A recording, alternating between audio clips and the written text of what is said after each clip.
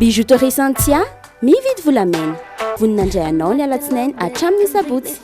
Merci toi amin'ilay nettoa vaovao. Nettoa ny ty vera.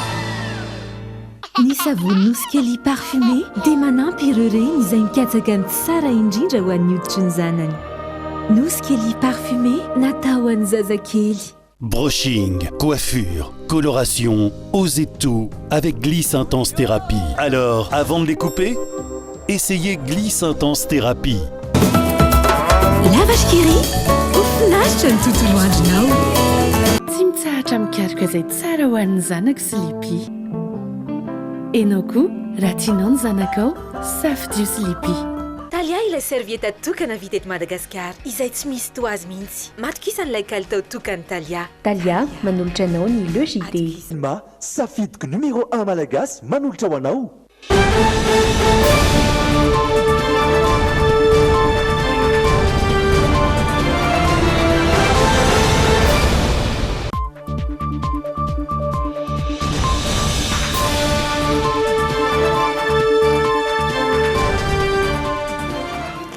Latsinainy fahina amby roapolo ny volana aogositra 2024 ankafaliana indray tompoko kilasy tompoko vavy no hitsidiako ny tokantrantsika tsirairay avy amin'ny ity takariva ity manasa antsika ihany koa anaraka ny fampahalalam-baovao hatramin'ny farany ireto avy ary ny lohatenim-baovao.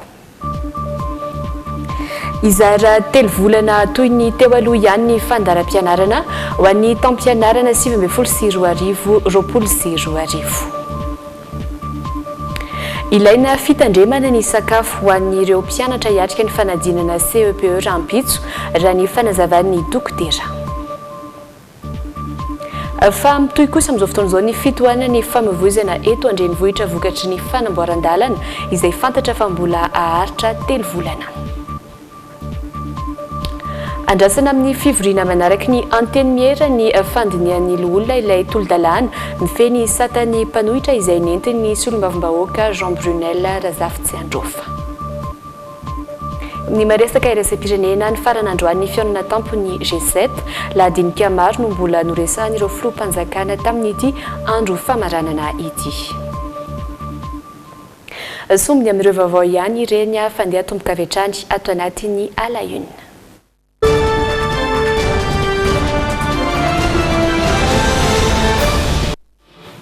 Vao ny fampianarana no anomboantsika izany satria efa nivoaka ny fandaharam-pianarana ho an'ny taom-pianarana 2024 izara telo volana telo toy ny teo aloha ihany izany raha ny fantatra ka anomboka ny volana oktobra 2024 ary farana ny 30 jona 2024 izay ho santariny ny fialan-tsasatra kely Rodano Menjanary sy Tekaleo no mitondra ny andindiny izay vaovao izay amintsika. Anomboka ny 20 oktobra ho avy izao ny taom-pianarana vaovao 2024 ka hifarana ny 30 jona 2024. Araka ny fanambarana ny ministeran'ny fanabeazam-pirenena dia veriny tahaka ny fahiny izany fandaharam-pianarana izany ka izara telo volana telo ihany. Ny telo volana voalohany dia anomboka ny 20 oktobra ka hatramin'ny 20 desambra. Izy fialan-tsasatra indromen-taona mandritra telo volana voalohany io. Dia ny fetin'ny maty ny 2 novambra sy ny fialan-tsasatra ny krismasy sy ny taom-baovao ndraiky 20 desambra 2024 hatramin'ny 9 janoary 2024. Anomboka amin'io 9 janoary 2024 ihany koa ny telo volana faharoa ka hatramin'ny 17 aprily 2024. Izy fetona indroa ihany koa izany no ny fetin'ny sekoly ny 20 hatramin'ny 20 febroary 2024 ary fialan-tsasatra ny Pasika ny 9 aprily hatramin'ny 17 aprily 2024. Anomboka ny 20 aprily kosa ny telo volana farany izay isy ireo fanadina-panjakana sy ny fanadina fifindrana kilasy. Araka ny fantatra trano dia ny 9 jona 2024 no anatanterahana ny fanadina CEPE ary ny fanadina BEPC izany ny 9 hatramin'ny 9 jolay 2024. Ny fanadina baccalauréat kosa no marina azy ny 20 hatramin'ny 30 jolay 2024.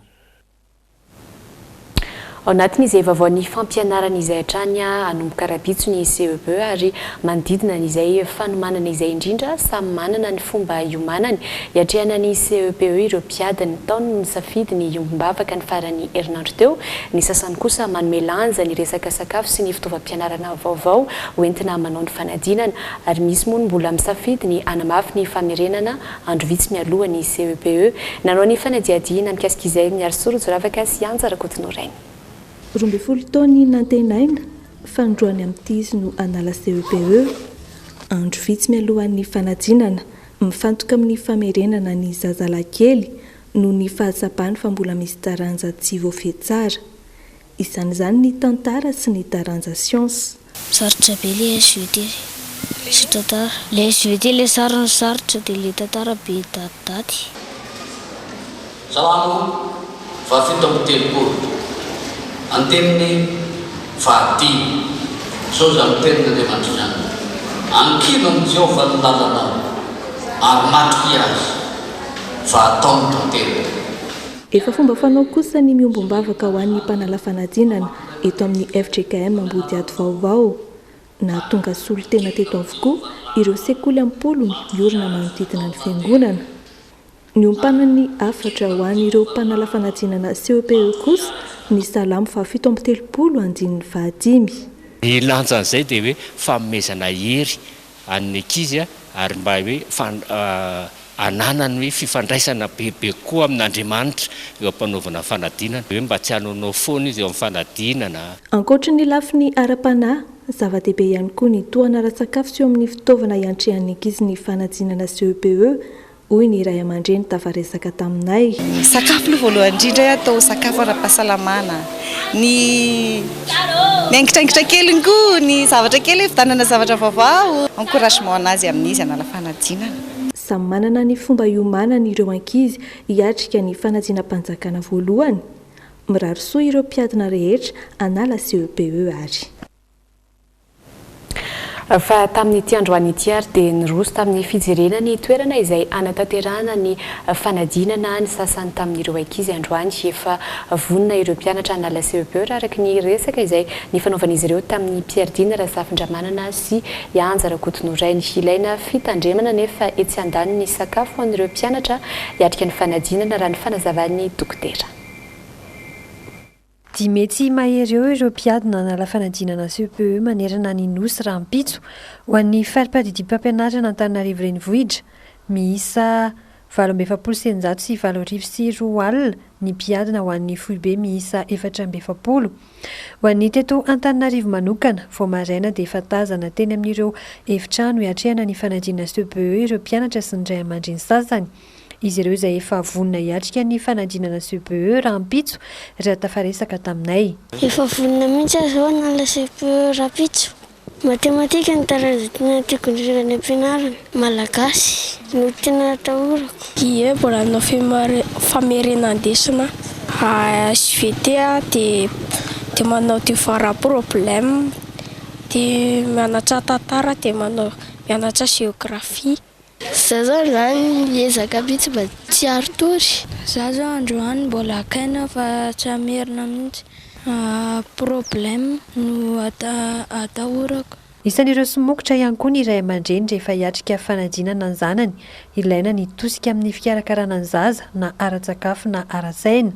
Sakafo atao amin'ny arak'izay tiany aloha antaniana ihany izy inona no atao ry njara ny anarany zany. Fanohanana anazy ara-tsaina dia eo koa ny sakafo mba atao tsara tohana izy mena chocolat sisa ohatr'izany aloha mba afahany miatrika an'izay fanadinana Rampitso zay. Mena moraly izy zany mba tsy ho kifikify satria hiatrika fanadinana zany manjary matahotra izy dia tsy maintsy tohanana. Ny fanohanana ataoko Rampitso zao dia manatitra azy maraina dia mikarakara sakafony avy eo dia mbo makaty manakorazy azy miara-misakafo aminy amin'ny atoandro. Sakafo eritreretana tiako Rampitso zao dia akoho. Mba tiako Rampitso zao dia poulet rôti. Isan'ny torohevitra nomeny ny mpitsabo ho an'ny mpanala fanadinana ny fifadiana sakafo mavesatra toy ireo voamaina sy ny maro hafa izay mety hitarika tsy fahasalaman'ny mpiadina eo am-panatanterahana ny fanadinana. Sakafo maivana araka izany no tokony ho an'izy ireo. Ny sakafo mila maivana rehefa anao fanadinana. Ny maivana dia zavatra végétal. Izay foana zany ny maivana azadiny fa ny olombelona zany natao végétarien fa no ny fitiavany matsiro no nampiana anazy an'ireny le nofom-biby ireny. Dia ny maivana amin'ny vavontsika ny végétal, légumes isan-karazany sy ny vary. Amin'ny fitora sasany maraina ny fiantsoana anaram-piadina Rampitso ho an'ny tapany maraina hiatrika ny kady sy ny famahana olana, connaissance usuelle na ny fahalalana ankapobeny ary ny tantara sy fahaiza-miaina ny mpianatra hitoy amin'ny Malagasy, Frantsay, Geografia kosa ny ariva.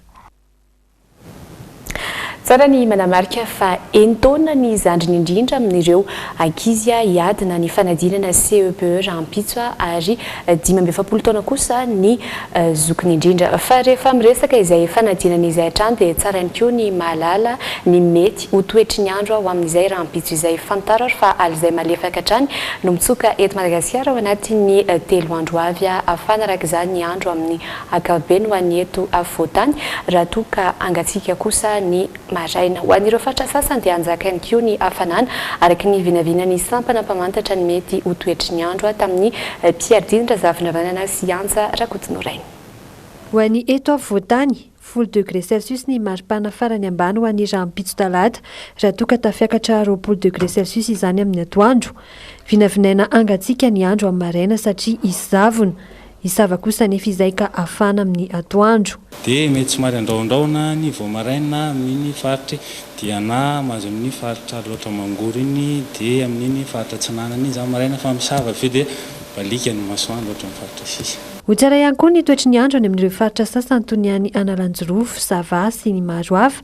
Mifamadika amin'izay ny andro any amin'ny faritry Diana, Aloatra Mangoro ary Atsinanana amin'ny maraina satria andrahoana ny andro araka nambara ny meteo hatrany. Ny terinandro ity moa zany alefaka ny tsika ny alizay dia anjaka ny masoandro saika mandeha amin'ny nosy. Mbola ao anatin'ny ririnina hatrany isika amin'izao fotoana izao, ny fitsokany alizay kosa no anisan'ny mamaritra ny fiovaovan'ny toetry ny andro amin'ny ankapobeny. Isent vetivety ao anatin'ny dokam-barotra isika ho tohizana ireo fampalalam-baovao aorian'izay. Ankasitrany ianao manaraka hatrany ny logité amin'izao ora izao miditra ato anatin'ny actu indray isika manomboka eto anomboana izany ireo vaovao politika fantatra fa ho candidat ben'ny tanàna Antananarivo Marc Ravalomanana lehibe ny Antokotima izany no tapaka nandritry ny fivoriany niaraka tamin'ireo mpiara-miasa aminy io tolakandro io. Raha ny roa lanim-baovao voarainay dia rahampitso izy no ametra-pialana tsy ho eo amin'ny toerany mpanolotsain'ny tanàna azy intsony. Anisany vaindondra rano kosa ny fampandrosoana ny tanàna Antananarivo renivohitra. Fa andrasana amin'ny fivoriana manaraka ny anteny miera kosa ny fandinian'ny loholona ilay tolodalana mifehy ny satan'ny mpanohitra izay nentin'ny solombavam-bahoaka Jean Brunel Razafitsiandrofa. Ho an'ny anteny mieran-doholona dia nambarany filohany fa antony nanemoran'izy ireo ny fandiniana izany ny fahateren'ny fotoana nahafahana ny asa no mariana tamin'ny resadresaka ny fanaovany tamin'ny rina Andriamalala sy Rivoniaina Leo fa tsy tokony mahamaika ny fijerena io no ilay tolodalana iankina ny fiainam-pirenena. Ny tsy fampin'ny fotoanany adikevitra momba ny sata mifehy mpanohitra teny anivon'ny anteny mieran-doholona no antony nanemoran'izy ireo izany. Voalaza fa tokony maro ireo fakakevitra sy fanadiadinana atao mialohan'ny andanina izany na tsy. Raha ny fanazavana dia fohy loatra ny fotoana nomena ireo loholona satria ny alakamisy teo no nandraisan'izy ireo izany. Maninona ka io novaina mila mahazava zany ny tompon-kevitra dia mila inona ihany koa satria betsaka ny olona io fa maninona nga io règlement intérieur ny parlement no ny parlement no tena nanapa-kevitra amin'ilay izy fa maninona tsy anteny opposition zay no za tsy miteny za tsy mahafantatra zay nataony any amin'ny assemblée fa nitato zany dia zay no tena ataoko hoe lalana etretin'ny zay sénateur fa tokony ho ale nefa dia tsy ampy zany le fotoana dia zay tsy dia niditra be loatra hoe ho lavina sa tsy ho lavina fa dia hoe aleo aloha mba maka fotoana bebe kokoa satria betsaka ny olona tokony anio hevitra amin'izany. Voafaritra ihany koa fa indroa afaka mifamezivezy eny anivon'ny anteny miera roa tota ny tolodalana iray ary avy eo dia mandalo komisiona manokana. Aorian'izany anefa dia tompo-teny farany ny anteny miram-pirenena. Ankoatra io dia azo ny fanjakana ataony mampiatra ny procédure d'urgence ho an'ny filohan'ny anteny miran-doholona tsy mila izany ny tolodalana mifehy ny fanoherana no izy mila fandiniana lalina. Any mivezivezy indroa eo ilay izy dia manao commission paritaire. Raha ohatra zany hoe tsy mitovy ny hevitra hoe raha tsy pahany aty ilay izy na mitondra amandement zay dia tiniany rindra iny dia tsy maintsy nefa amin'izay fotoana izay raha ohatra hoe commission paritaire karaha mbola misy tsy tivizan-kevitra eo dia le dernier mot appartient à l'Assemblée nationale zay anatin'ny ny constitution antsika moa ka dia anazana manapa-kevitra amin'izay fotoana izay fa misy any hoe procédure d'urgence zany hoe samy mamaky indray mandeha zany raha miteny ny gouvernement fa hiditra avy procédure d'urgence nefa eo moa zany dia sy commentaire hoe tena maiky atraiza moa lay izy inona ny maiky amin'ilay izy fa misy inona sao dia mbola misy zavatra hafa maiky eto amin'ny firenena noho izany ary mijery aho hoe lalàna ataoko hoe tokony famezivezy tsara ahafahana maka hevitra mihitsy ilay izy farany no mariny filohan'ny lapana nosikely fa nisan'ny lesika ao anatin'ny tolo-dalàna aotra ray 7 ny tsy fanomezan-danja ny olona izy ireo izay anisany mandinika ny tolo-dalàna ary mandroso ireo sosikevitra fanatsarana tokony apetraka. Fa mitoy kosa ny fitohanany famovozana eto andrenivohitra amin'izao fotoana izao tsy misy orana intsony zany ankehitriny noho ny fanamboaran-dalana izay nanomboka tato anatin'ny herinandro maromaro izay manerana ireo lalambe be mpampiasa eto andrenivohitra toy ny Etsanalakely, Anosy, Anosizato sy ireo maro hafa. Raha ny fantatra dia aharitra 3 volana ny ankamaroany ireo fanamboaran-dalana ireo. Rotano Manjanary sy Tota Rajarinjato nanao ny fanadihadiana. Eo amin'ilay lalana zao fahitako an'ilay embouteillage, ilay fanamboaran-dalana. Le atsy an'ireo eo Kazimango. Tsy fanamboaran-dalana ve? Ao anatin'ny fanamboarana tanteraka ny lalana eto andrenivohitra tao anatin'ny 2 volana mahery izay. Raha ny hita, mitarika fitohanana lavareno amin'ny fifamoivozana izany ary mandraparivin'ny andro mihitsy tsy misy fitsaharana. Ho an'ireo mampiasa lalana, mitondra faty antoka ho azy ireo ny fitohanana indrindra fa ny fotoana lany. Eo amin'ilay izy zao mivokatra aminay ve? Eo amin'ilay asa zao toa dia mijaly be zay amin'ilay asa. Faty antoka ho anay aloha ilay izy voalohany indrindra satria ilay versement enjehanay enjakenjana ilay embouteillage etsy an-daniny gasoil mandeha be amin'ilay izy. Tsy maintsy misy fikorontanana kely aloha ny asa sy ny karazany sy ny fahatongavana sy ny famonjena lera. Araka ny fantatra, aharitra 3 volana ny fanamboarana ireto lalana ireto. Raha ny etsy Besarety manokana izao, ny ampahalalana izay dibo-drano matetika no namboarina voalohany ka efa vita ankehitriny. Ho an'ny etsy Akazomanga kosa, ny kion-dalana mampifandray Analakely sy Tanomena no nasiana fanamboarana nanomboka ny herinandro lasa teo. Ankilezina kosa ny rond-point etsy Tanomena, tahaka izay natao ireo rond-point teny Anosy be mihazo an'ny Anosizato iny.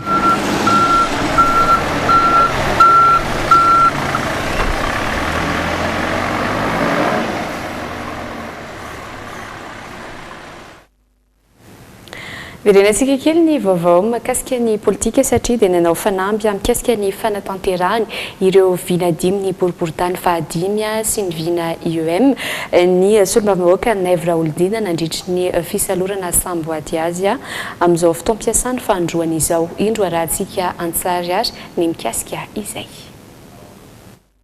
Niavaka ny nisalorany solombavambahoaka Naivo Raolidina indray ny samboadiny amin'izao fotoam-piasana na lany azy fandroany izao.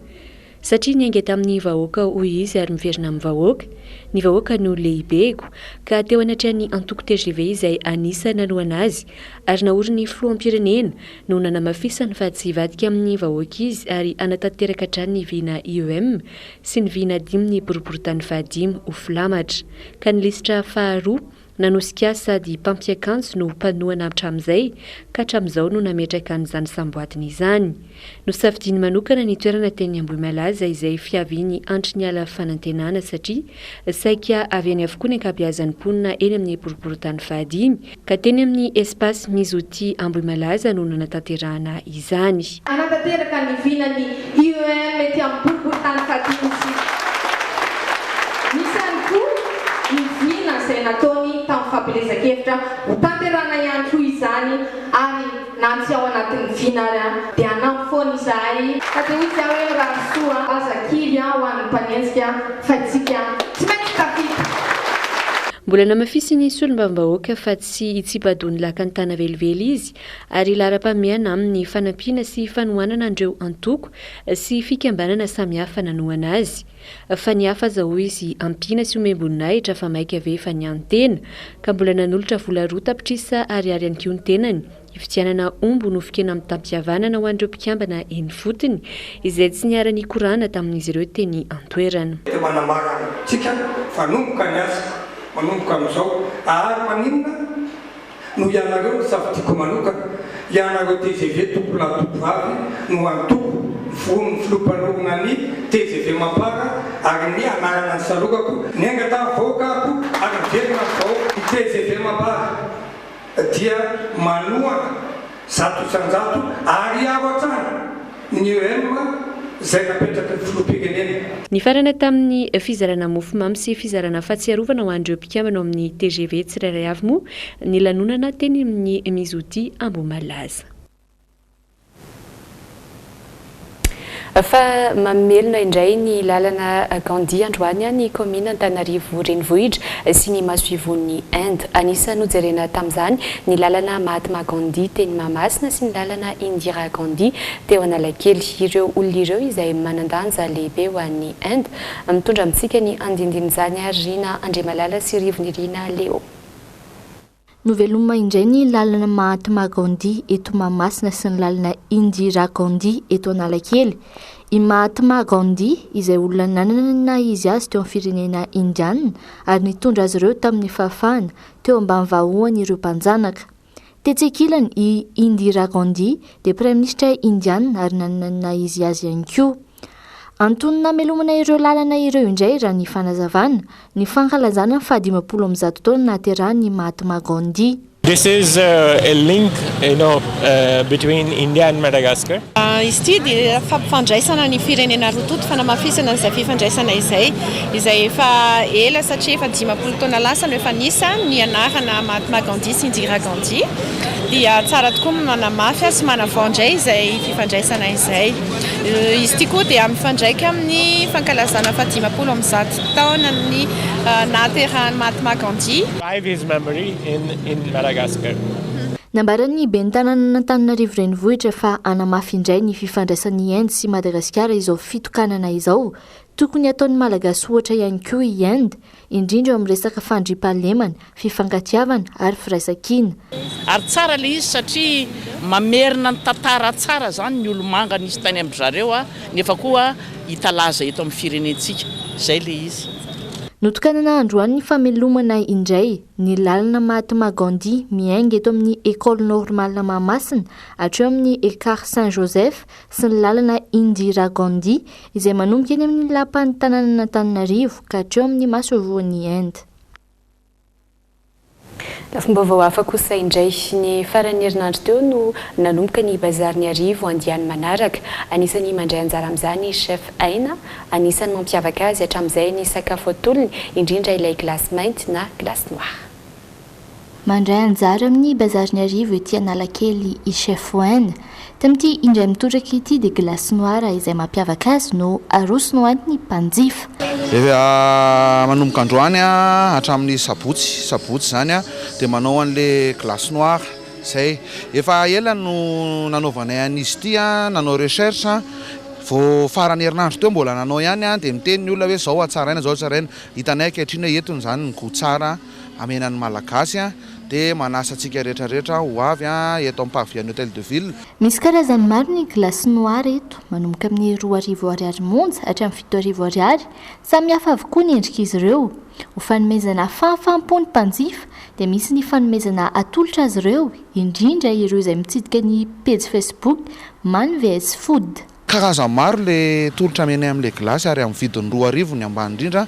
Ohatra nytony amin'ny tanako tony dia misy ny 5,000 izay mainty tanteraka all black nataony anarana. Misy kosa ny VIP izay ataony amina kopona champagne mihitsy atolotra ho anareo. Be da be ny tolotra, misy ny 2,000 amin'ny cornet tsotra dia manasa antsika foana ho avy eto amin'ny parvis hatramin'ny sabotsy izao. Marina fa ho hita eto amin'ny parvis Analakely stand 170 foana i chef Aina amin'ity herinandro ity hatramin'ny sabotsy ho avy izao. Anatin'izay fanadihadiana dokavarotra izay hatrany natanteraka etsika fankalazana ny 10 taonany ny tarika VHF ny farany herinandro avy izao. Etsika izay avaka tokoa anolorana ireo hira vaovao sy ireo hira nampalaza ny tarika hatramin'izay. Aharitra ora telo ny etsika mandritra izany ary ho avy anafana seho ireo mpikambana taloha izay nandrafitra ny tarika.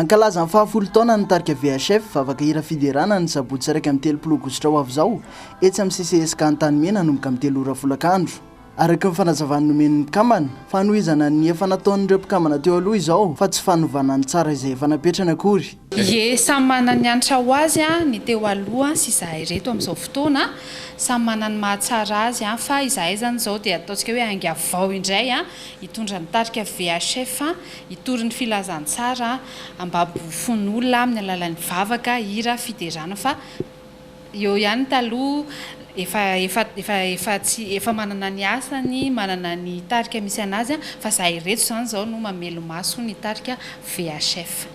Seho aharitra ora telo mahery no atolotry ny tarika VHF mandritra ity fankalazana ity hoventsona eo avokoa ireo hira fideranana ahafantarana ny tarika sy ireo hira vaovao hitapakila dia efa azo jifainy eny amin'ny toerana natokana ho an'izay. Izahay tarika VHF dia efa tena vonona tanteraka ao anatin'ny useo goavana amin'ny 1 volana aogositra ao amin'ny CCS Kantany Mena manomboka amin'ny telo io ny vidim-pidirana dia 15 000 ariary ny réservation 10 000 ariary ny billet tsotra ny toerana afaka anjifatsika azy ao amin'ny super musique Analakely misy ihany koa zany ny amin'ny kambanareo ary ihany koa eny an-toerana amin'ny andron'ny fampisehoana.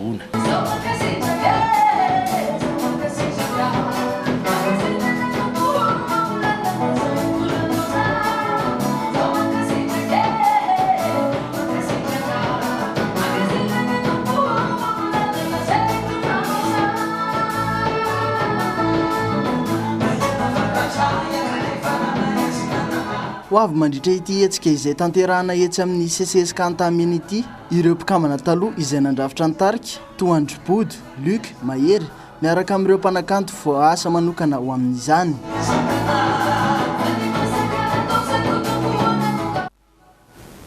Ny vaovao iny ihany koa no antsika miampita amin'ireo maresaka iraisam-pirenena ny farana androan'ny fionana tampon'ireo firenendehibe fito matanjaka era-tany ny G7 lahadinika maro no namarana n'izany anisan'ny songadina ny fanampiana ho fiarovana ny ala ao Amazonika nanambaran'ny Flo Macron fa nolotra vola 20 tapitrisa euro manoloana izany izy ireo. Teo ihany koa ny fanambarana nataon'ny États-Unis nandritra izao fionana tampon'ny G7 izao fa hiverina tsy ho ela ny fampidiniana ara-barotra iarahan'izy ireo amin'ny Chine.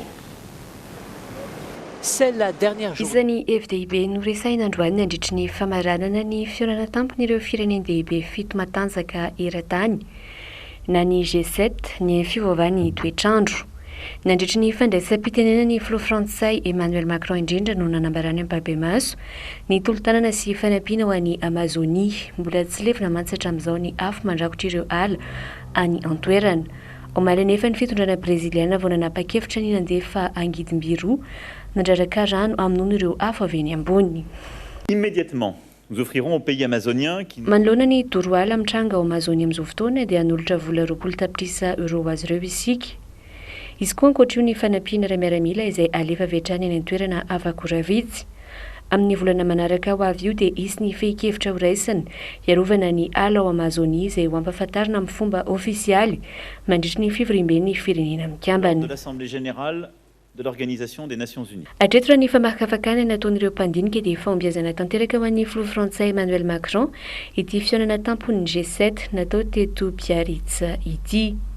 Isantsinapoizina kosa tetsenkila ny fisidiana nataon'ny ministry ny raharaham-bahiny iraniana Javad Zarif. Raha ny fantatra dia nanome alalana ny filoha frantsay hanasa azy ny filoha amerikana Donald Trump. Fa isan'ny lahadinika iray hafa niarahan'ny filoha Macron sy ny filoha Trump kosa ny etra ilain'ny Frantsa amin'ireo orinasa vaventy misehatra amin'ny teknôlôjia vaovao na ilay antsoina hoe etra GAFA. Mitsipaka tanteraka io volavolan-dalàna frantsay io anefa ny filoha amerikana ka manambana ny aka-etra amin'ireo divay frantsay raha toa ka tanteraka izany. Farany, nisy ny fanambarana nataon'ny États-Unis nandritra izao fionana tampon'ny G7 izao fa hiverina tsy ho ela ny fampidiniana ara-barotra irahan'izy ireo amin'ny Chine taoriana ireo disadisana tetin'ny tranga teo amin'ny rotonta. Ao Hong Kong kosa indray mitoetra ny fifandonana eo amin'ireo mpitandro filaminana sy ny mpanao fihetsiketsehana amin'izao fotoana izao toy ny manoloana ny herisetra amin'ny opampana izay ataon'ireo mpitokona moa ireo polisy ka nanao ity fitanitra ny fihetsiketsehana nitranga ho Malelady no anisany na hery vaika indrindra atao Hong Kong hatramin'ny andohany ity etsim-panoherana ho an'ny fahalalana any an-toerana ity. Na hery vaika ny fifandonana teo amin'ireo mpitandro filaminana sy mpanao fihetsiketsehana teto Hong Kong androany. Ity tazana anaty horonan-tsara ity ny fisiana andiana mpanao fihetsiketsehana izay nanapatry ny herin'izy ireo tamina polisy vitsivitsy teto Hong Kong ho marelahady. Nanoloan'ity tambabe nataon'ireo mpitokony ity tena namoaka basy ary nanao ity fidanitra ny iray tamin'ireo mpitandro filaminana. Niparitaka vetivety teo ireo mpitokony. Mahery fetsika ary tena tafahoatra loatra ny herisetra ataon'ireo mpitokona hoy ny fanambarana nataon'ny polisy Hong Kong androany maraina. Ny aiky izany ireo mpanao fihetsiketsehana ary nitondra fanazavana manoloana ireny fihetsika nataon'izy ireo ireny. Fihetsiketsehana ampanginana no nataonay hatramin'izay saingy tsy nohenoin'ny gouvernemanta ka noho izay tsy firarahinana izay indrindra no mampitrotra anay vahoaka mahatonga anay hidina an-dalambe izay raisin'ireo mpitandro filaminana ho fandika an-dalàna ka anapohan'izy ireo bomba mandatsatra ny maso sy ny sisa hoy ity mpanao fihetsiketsehana iray ity. Les manifestations de ce dimanche ont été parmi Mariana fa ity fihetsiketsehana nitranga ho malalady ity no anisan'ny naherivaiky indrindra teto Hong Kong hatramin'ny androany ity etsim-panoherana ho an'ny fahalalahana eto an-toerana ity. Isana namarika ny androny omaly kosa tetsenkila ny fanararaotana sy fandrobahana izay nataon'ireo mpanao fihetsiketsehana sasany. Dia izany koa no mamarana ny actu tamin'ny ity takariva ity taky ny mazatra dia hotsahivina aminao hatrany ireo vaovao nosongadina tato anatiny izay logité izay. Izara 3 volana 3 toy ny teo aloha ihany ny fandaharam-pianarana ho an'ny taom-pianarana 2024 Anomboka rahampitso ny fanadinana CEPE, ilaina fitandremana ny sakafo ho an'ireo mpianatra hiatrika ny fanadinana raha nambaran'ny dokotera dia tokony sakafo maivana hatrany no omena ireo ankizy izay hiatrika ny fanadinana rahampitso izay. Mitohy kosa ny fitohanan'ny famovoizana eto andrenivohitra vokatry ny fanamboaran-dalana izay mbola aharitra 3 volana raha nambaran'ireo tompony andraikitra.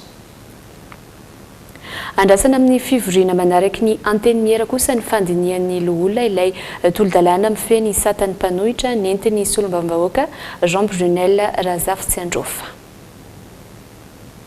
Ireto kosa indray ireo zanam-pandarana miandry antsika ao aorian'ny dokam-barotra ao anatin'ny tapany faharoa ato anatin'ny logité. Isan'ny isongadina ato anatin'ny tapany faharoa ny fisafidianana izay ho filohan'ny FMF tanterahina Tantoliara ny farany herinandro lasa teo. Ao anatin'ny vaovao hafakely kosa sorady goavana indrindra maneran-tany izay no vaovao entina amintsika ao anatin'ny hafakely. Andao isika anaraka dokam-barotra vetivety dia miverineto manaraka ireny zanam-pantarana ireny.